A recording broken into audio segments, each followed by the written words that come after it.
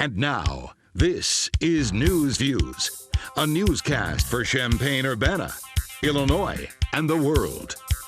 And now, Michael Badger.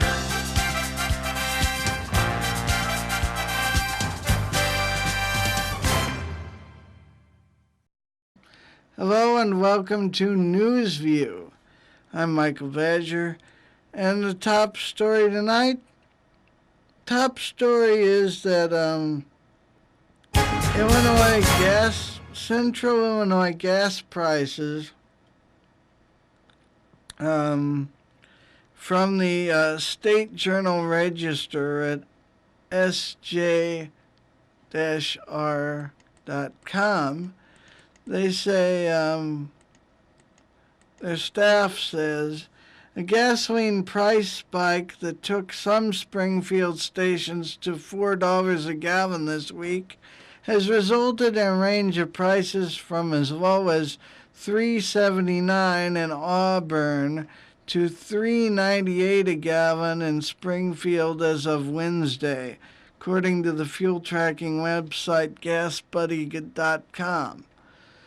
Low prices in other cities in the region included $3.70 a gallon in Champaign, $3.63 in Peoria, and $3.61 in Bloomington. The statewide average was $3.99 a gallon as of Wednesday, according to AAA Chicago. Chicago drivers pay an average of $4.14 a gallon. AAA also reported average prices in Springfield are up 8 cents in the past month and 52 cents from a year ago. And from the Mountain View Telegraph at mvtelegraph.com, an opinion piece from the staff says the lunch may not nourish kids. This is about the new guidelines, the governmental guidelines for school lunches. Carol Gonzalez, finance director for Estancia Municipal Schools, was quoted as saying, "They can get 1 ounce of meat. That's a chicken nugget." Elementary school children receiving school lunches throughout the country are now served the equivalent of a single chicken nugget, a serving of non-fat milk, a serving of fruit, a serving of vegetables, and a whole grain roll or piece of bread. If you're in a high school, they say you're lucky, you get 2 chicken nuggets at lunch.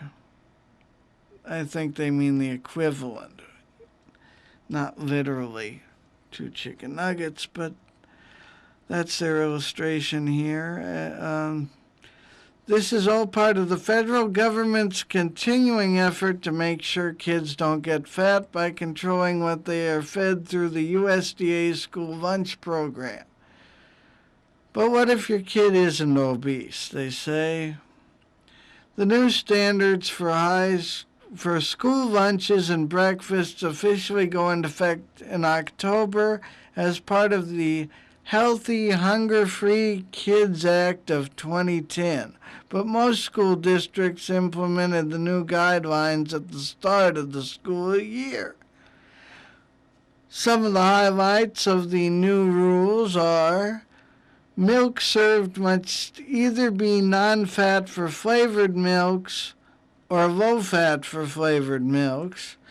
All grains must be whole grain within 2 years. Each meal will contain a serving of fruits and a serving of vegetables, and only 1 ounce of meat can be served at each meal for elementary and middle school-aged children. High schoolers can get 2 ounces of meat. No trans fats will be found in the meals. Meals should average 600 to 650 calories a week. And call it a perfect example of unintended consequences, or call it government overreach, but the new guidelines will have the effect of too many kids going hungry. That's according to the Mountain View Telegraph. And they continue, one of the great aspects of the school lunch program is that it provides a meal to school children who may not be getting enough to eat at home. If you happen to be an athlete, the small portions, low protein content, and low calories might leave you wanting when it comes to running wind sprints. The idea behind the law is to target childhood obesity, but the unintended consequence is that the kids who need the calories will be left wanting. On top of the smaller portions and bland taste, the cost for parents will increase. The answer would be to rethink these silly rules, they say, but that probably won't happen. However, if you can, the best way to get around the guidelines is to pack a lunch for your kid, and if you're concerned about childhood obesity, perhaps you should have your children help pack these lunches and explain to them the nutritional value of whole grains, fruit, and vegetables. That according to the staff at the Mountain View Telegraph in their opinion section. Now, Crime Stoppers of Sangamon County, Springfield, police are investigating the theft of a golf cart. The 2012 red Turbulent Easily was taken from a sales lot in the 2700 block of South 6th Street between 6 and 6:30 a.m. on August 4th of this year. The low-speed vehicle was not yet registered. There were no witnesses or video of the theft. Anyone with information is asked to call Crime Stoppers. You can remain anonymous and may earn a cash reward. If you know anything about this stolen golf cart or any other crimes in Sangamon or Menard County, call the Sangamon and Menard County Crime Stoppers at 217-788-8427 or go to cashfortips.us, or you can send them a text message at tip 672 plus info to crimes, that's CRIMES, or 274637. And in other news, CBS San Francisco at sanfrancisco.cbslocal.com says Yosemite workers have been tested for the hantavirus and have been ordered to keep quiet. According to CBS and the Associated Press, California public health officials have tested 100 workers at Yosemite National Park to determine whether they were exposed to the deadly mouse-borne hantavirus. 9 people who spent time at the park this year have been infected with the rare virus, the majority after staying at the Signature Cabins in Curry Village. 3 of them died.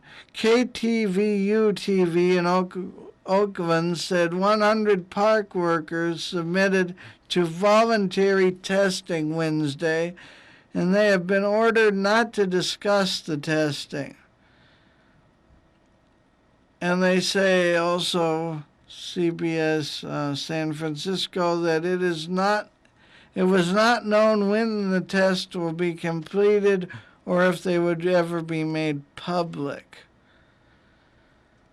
And according to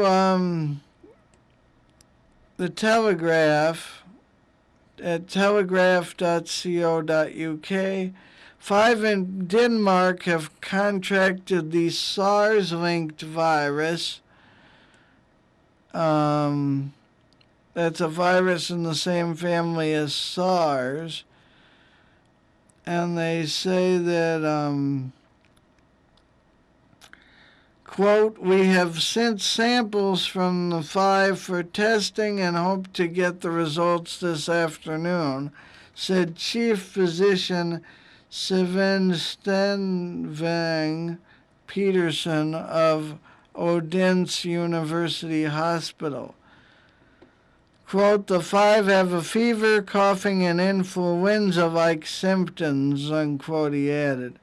Peterson also said those admitted were a family of 4 where the father had been to Saudi Arabia and an unrelated person who had been to Qatar.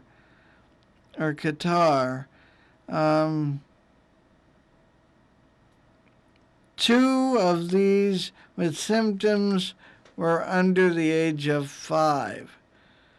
The 5 contacted their doctors following a Danish health authority advisory Monday recommending that those who had traveled to Qatar and Saudi Arabia seek medical help if they experienced a fever, coughing, shortness of breath, and difficulty breathing.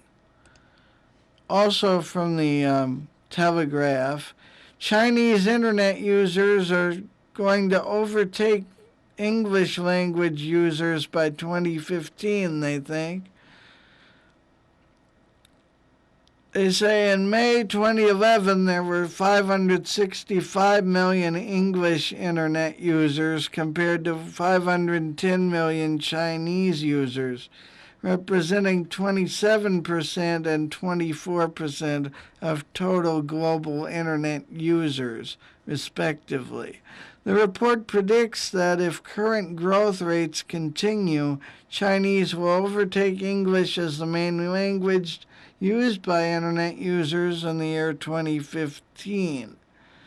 The switch is largely due to China's massive population, now over 1.3 billion people.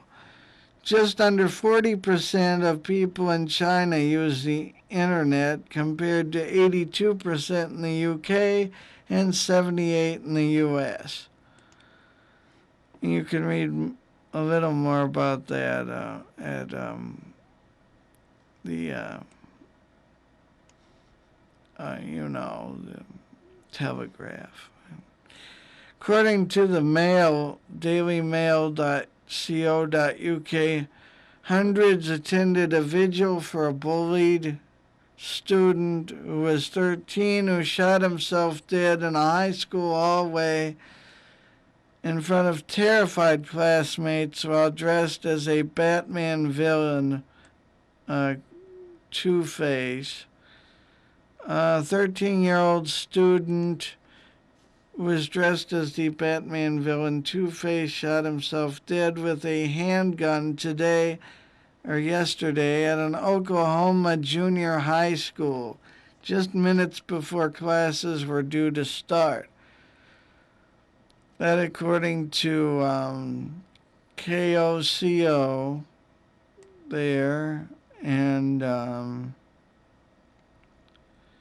several students told KOCO that Cade, that's the number of that's the name of the kid who shot himself, had gone to school dressed as the fictional character Harvey Dent, a.k.a. Two-Face, for the day of costumes as part of Breast Cancer Awareness Week. It was superhero dress-up day at this school. Several Stillwater Police Captain Randy Dickinson told the news press that a hallway was probably full of kids that time of day, some of whom have come forward describing the scene to the local media as immediately evacuated out of fear. It doesn't appear that anyone else was in danger or threatened.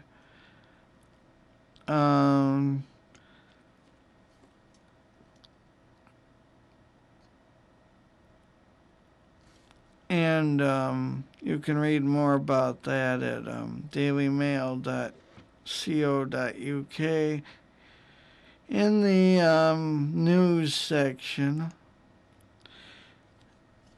And one more story before we go to a break. Israeli Prime Minister Netanyahu aides say that he is to set Iran's red lines in a UN speech he gave yesterday, I think. Well, they expected him to define Israel's red lines, and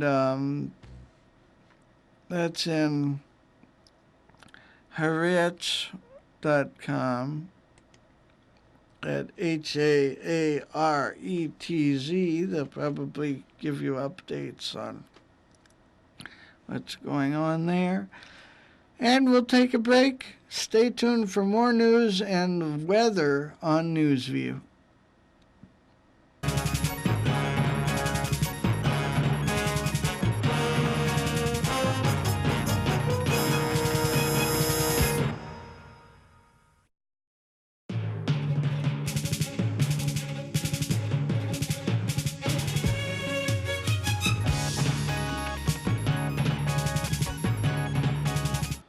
And more local news tonight. WANDTV.com, that's the NBC TV affiliate out of Decatur, Illinois, say Decatur police are investigating the fatal shooting of a 28-year-old man. Around 9:30 Monday night, police were called to the 2100 block of East Hendricks Street after a neighbor found the man bleeding severely in a driveway. Police say the neighbor heard what was believed to be a gunshot. Police found significant evidence at the scene and are investigating at this time. No arrests have been made and an autopsy will be done. Anyone with information should call Decatur Police or Crime Stoppers of Macon County. And also according to WAND at WANDTV.com, they're the NBC affiliate for this area, one of them. Well, the one for this area. Well, they say a parked city bus isn't a common sight around Decatur, and they say more people are riding Decatur city buses. They say it doesn't seem like the bus has to be packed to be popular. Some say they do it because it's cheap. Others tell WAND it's their only way around town. But regardless of reason, they say, Decatur's bus rides are on a steady climb. The city's public transit ridership is up 5.5% this year, and more people are riding now than in years past, according to the Decatur Mass Transit Administrator Paul McShansey. According to the public transit figures, there were 1.3 million bus and trolley rides in 2011. That's an average of 109,000 rides each month. And you can read more about that at WANDTV.com. And this also comes from WAND. They say pork prices are expected to rise. And that means a rise in the cost of bacon, partly because of the summer drought, said Dave Brown, who's an ag expert. They say due to a bad crop, corn and soybean prices are high, is all leading to costing more to feed hogs and other animals. A 5% increase in pork prices is expected, and Brown predicts those to hit consumers by the spring. And according to the journalstandard.com, the defensive coordinator, Akeem Spence, says the Illini must be more aggressive. They say with experienced safeties Supo Sani and Steve Hull expected to play when Illinois hosts Penn State in the Big Ten opener Saturday, the Illini might improve their pass coverage enough to send more players at the quarterback, defensive coordinator Tim Banks said Wednesday. He said, quote, "We want to become more aggressive," unquote, and we want to make sure we've got some guys who can cover back there. That's another quote. With the Illini searching for the playmakers on offense, Hull might also get time to play receiver, but said he didn't expect to play on offense against Penn State. And you can read more of that whole story at journalstandard.com/sports. And defensive coordinator says Illini must be more aggressive. One more story before we go to a break, and then the weather. According to therepublic.com, the State Department of Employment Security says the unemployment rate fell in August in all but one Illinois dozen metro areas. The monthly Metro Unemployment Report released Thursday showed the Decatur area had higher unemployment last month than a year earlier. The local jobless rates increased from 11.2% in August 2011 to 11.4%. Other areas saw significant drops, 10.5% to 8.8% in Chicago, 9.3% to 8.8% in Champaign-Urbana area, and 9% to 8% in Peoria.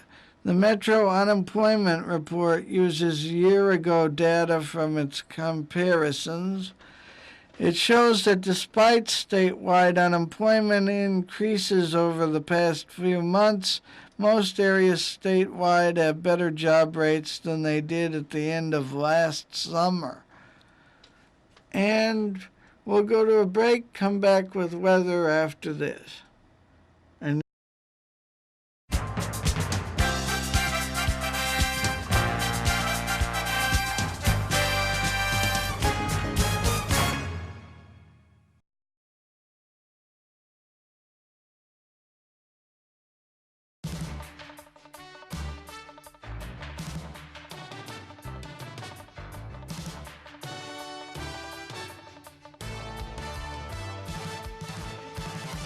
And here's your NewsView weather forecast. Friday night tonight, 48 degrees Fahrenheit under mostly clear skies.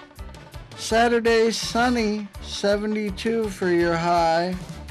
Saturday night, a low of 47 degrees Fahrenheit under mostly clear skies.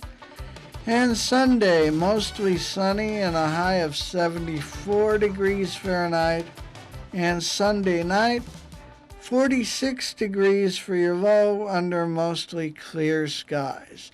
I'm Michael Badger, and this has been your NewsView Central Illinois weather.